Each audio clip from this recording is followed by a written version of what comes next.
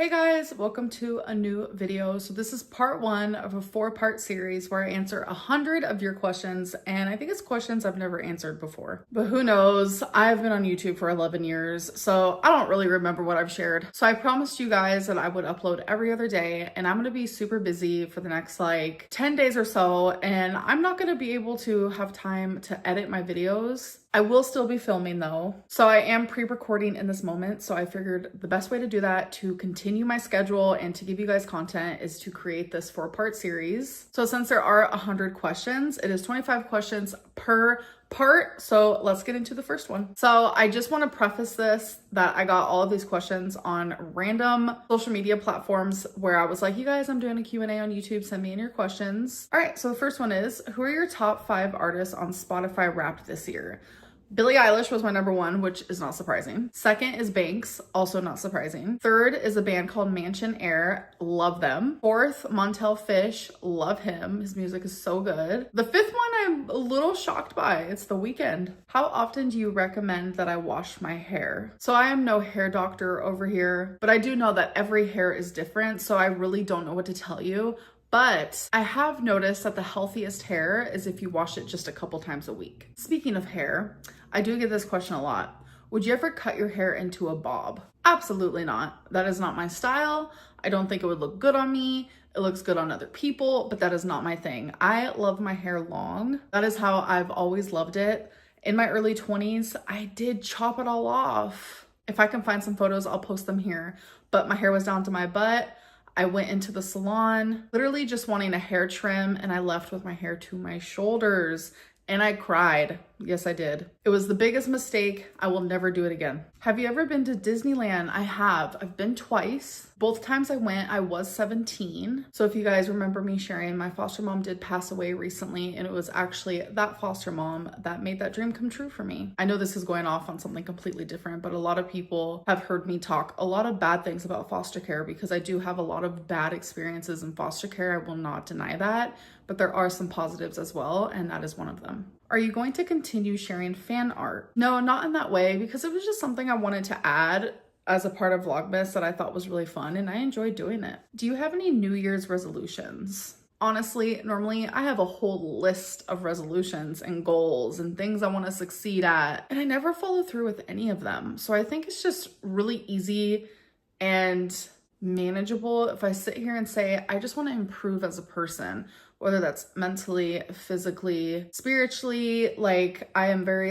into the universe, and I believe that the universe and me are connected. I know that sounds weird to some people, but that's okay. Like, I really just want to be just a better person in general, and I know I can start that anytime, and I have definitely improved over the years. But 2025, I really do want to focus more on the therapy aspect and improving my health aspect, and not really set out flat out goals, more so just every day, even if it's just me being 1% better than I was the day before. What was your favorite and least favorite part of Vlogmas this year? So easily my least favorite was the beginning. It was highly saturated in the fact that I was going through a lot of mental health and heartbreak because I was missing Rarity while also being attacked because I was neglectful in a situation where it was never my intent. Accidentally leaving that door open literally altered my life in the worst way possible. And not only was I being attacked for a mistake that literally broke me and shattered me, I was being told that I was lying about the situation, which I wasn't. And I was also being told that a cat that was found deceased was Rarity,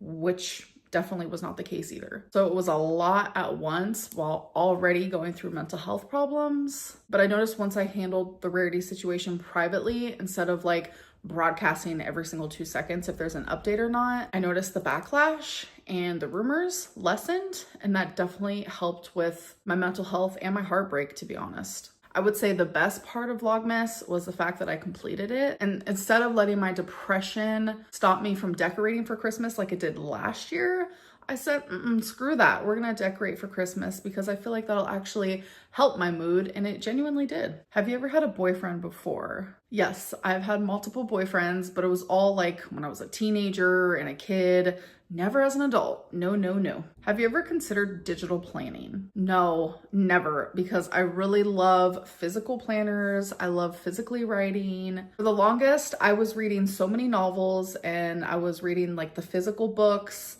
And then people were like, you should try a Kindle, you should try a Kindle. So then in my brain, I was like, you know what, let me try a Kindle, because there's like this cute little small Kindle that I ended up buying. I was like, it's so adorable. And I realized it's just not for me. I feel like some things for me, I just can't do technology based. That's reading and also, you know, planning.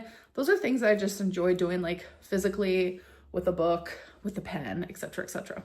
Do you resent Alexis for bringing up the crumble cookie video? Honestly, no. It's really not that big of a deal to me. I'm an adult. I'm a sexual human being. I'm very sex positive, not a prude, pretty open book. So I don't really care, actually. What I care about is people behind my back being creepy and sending it to reaction channels. Now that's weird. And I'm very glad that Alexis never did that. What moment in the last couple of years made you grow the most as a person? Living alone. Absolutely. The first time I ever lived alone was when I was 32 and I'm now 34. I'm telling you, I genuinely believed in my soul for a majority of my life that I had to live with someone, that's the only way I was going to be happy, because I was always scared to be alone. But you guys, I'm telling you, I thrive when I live by myself. I absolutely love it. And it's helped me grow as a person 100%. If you could go back and never have made YouTube videos, would you? No. I absolutely would have still done YouTube. I probably would have just done it differently. I know the YouTube game. I know what people want, but I also know that there are things I have said and done online that I would have never done, because I now, as a 34-year-old woman, I have learned from those things and learned from my mistakes. Do you plan on seeing Wicked? I have never seen like the original Wicked, but with the clips I've seen of the new one, it genuinely looks pretty interesting. So yes, I do plan on watching it. What is the last thing you ate? I had Buffalo Wild Wings and I got boneless chicken. The sauce I got on there was Asian Zing. I really like their boneless chicken because it's dry. And even the pieces of chicken that I normally would never go for, which are like kind of like the bigger pieces, they're still dry. I'm like, okay, pop off. And I've never once seen like a weird piece of chicken. So if you're weird about chicken, but you enjoy like a good boneless wing, I highly recommend Buffalo Wild Wings. And I also got potato wedges from there. What was the real reason you went back to Oklahoma and didn't stay in Wisconsin? Because I have a whole ass apartment. I have a whole life here.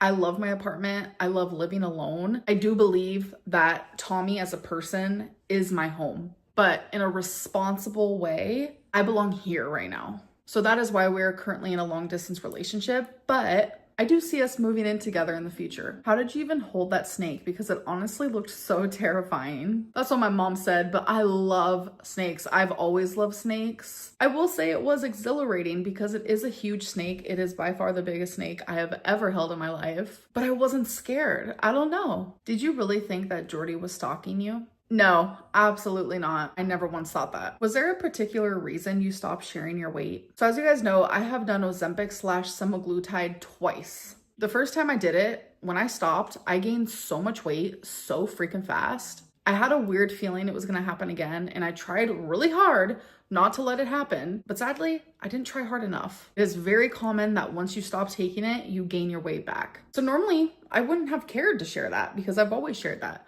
But then all of a sudden, all of these rumors about my girlfriend were happening that were not true, because that is not the way our relationship is. I knew that if I came on here and said, I'm gaining weight because that's how the cookie crumbles, no pun intended, people would automatically blame her, when ultimately it was my doing, and it's the pattern that I've had my whole life since I was literally like 10 years old when I had my first diet. It was just easier for me not to share those things anymore. I want to protect and cherish the people in my life that I care about. The rumors about Tommy are not true. Are you excited or nervous to try semaglutide again? I'm definitely both excited and nervous, and I will definitely share more of that as I talk more about my journey. Will you ever admit you are actually 600 pounds? I am telling you, human to human, face to face, like I know you're not here, but I'm acting as if you are. If I was 600 pounds, I would not be able to move. I'm saying that based on like knowing how I feel now at the weight that I am, If I was 600 pounds, I would not be able to fit in my mother's car, let alone go and do things and walk around stores and go to bingo. It would not be happening. Can you show your watch time on TikTok and Instagram? Sure. When someone asked this question, I screenshotted it just so I could remember because my memory is shit. I don't really go on TikTok and Instagram, as you can see. It does show on Friday that I was on TikTok for a bit more than usual. It's because I was gathering these questions.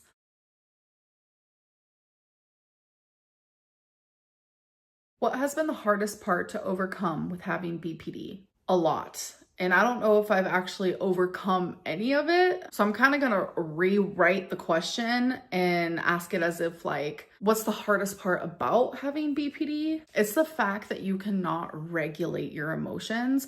Sometimes it feels physically impossible. Like during a BPD episode, which are actually sometimes called BPD tantrums, and that's not like in a rude way or whatever. It sounds rude because it's like tantrum, like calm down now. Like I'm not throwing a tantrum, but that is just what it's called. So during those episodes, my rational self is still in here. She is like screaming at me, Amberlynn, stop. Amberlynn, calm down. Amberlynn, it's gonna be okay. Regulating those emotions and calming down, it literally feels like someone is telling you, you have to travel outside into space and I want you to carry the world on your shoulders.